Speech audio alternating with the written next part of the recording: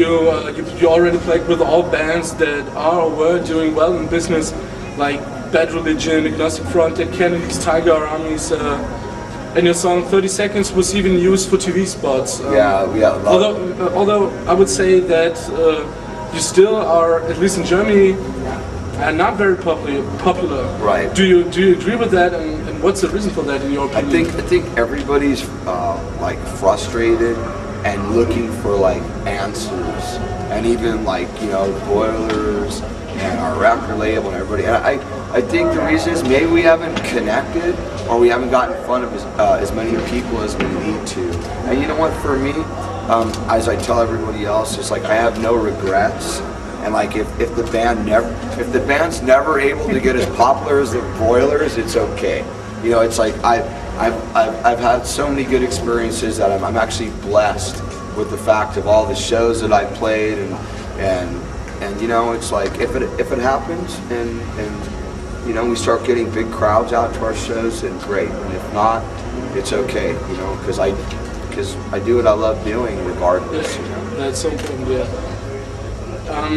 I often heard that people compare you to Bad Religion, and what do you say about that? Does it make you happy, or does it just get on your nerves? A little bit of both.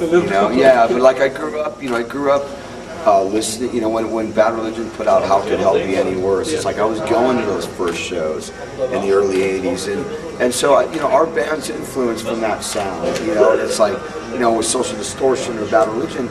It's like that's what I grew up listening to. As much as I grew up listening to a lot of like all the Oi Skinhead stuff. So it's like I like being in a melodic band. So it's like for me, it's like melody is all that matters, And it's like for some bands they like being hardcore or like being like screaming emo stuff or whatever. For me, it's all about melody. And so like I try to make our songs as melodic as possible, and then sometimes that might sound like Social Distortion or Bad Religion, but we're from Southern California, so it's part of the terrain. Yeah, okay. Sometimes you still play songs of the band Schlafrock, in which some of you played before. Is a reunion, maybe just even for some time, possible? Yeah, there was. In Los Angeles, we had a reunion 2 years ago. The guitar player died from the band. So when that really happened, and we were really big in America. Where we really only came to Germany one time in 1994, and we played small little clubs. Nobody understood what is Schlepp-Rock. They didn't understand the name or what it was. But in America, the band got big. I was just telling someone, we were playing in front of like 24,000 people, massive shows, and so we did a reunion 2 years ago, and it was a big crowded place, and it's hard for us to get back on stage and do it because the guy who helped write all the songs is no longer here, so it's a little difficult to carry on without him. Okay, then some last questions. What record was the first you ever bought? Could you remember?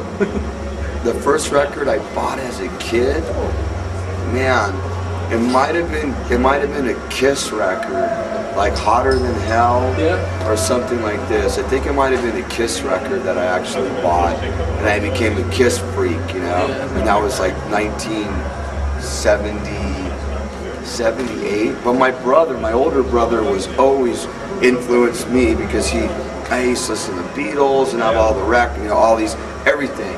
So I think Kiss, and then I became like really into Cheap Trick. I tried to go see Kiss, and I tried to run out the house to see Kiss when they played Phantom of the Park, which was a movie. And my mother caught me trying to sneak out the house, and then I cried because I couldn't see Kiss, and then a couple months later she let me go see Cheap Trick. So those are like the two bands that like really were like a big influence me until I got into punk rock and like also Sex Pistols, Buzzcocks. And could you remember what was the last record you bought? What was the last record I bought? You know what? What did I buy? I probably downloaded on iTunes or something. Probably something like the audience doesn't want to hear like the Scorpions or something. I actually did. I really did. I downloaded the Scorpions and then I downloaded an Alkaline Trio record. Yeah. You know, so like in my head, it doesn't matter. I can like go from here to there, and that's what makes me like be able to like, you know, be a musician. So I'm not narrow, you know. Yeah, that's really nice. And which band is right now your favorite one, just at the moment? What have I been listening to? Yeah. Like for a young kid band, an upcoming, well, not even upcoming, but I think like a band that's really made it and actually I like to listen to is Rise Against. Okay. I like Rise Against, you know? Okay, Rise Against. Yeah, I like Rise Against. So that's it. I thank you for the interview. Hey, thank you. And the last words are yours. What you want to say, you can say. Check out the new record, Between the Devil and the Deep Blue Sea. Come out to see the Generators, you know, and hopefully we'll be back next summer playing on some festival tours, and that's it. Okay, thanks, guys.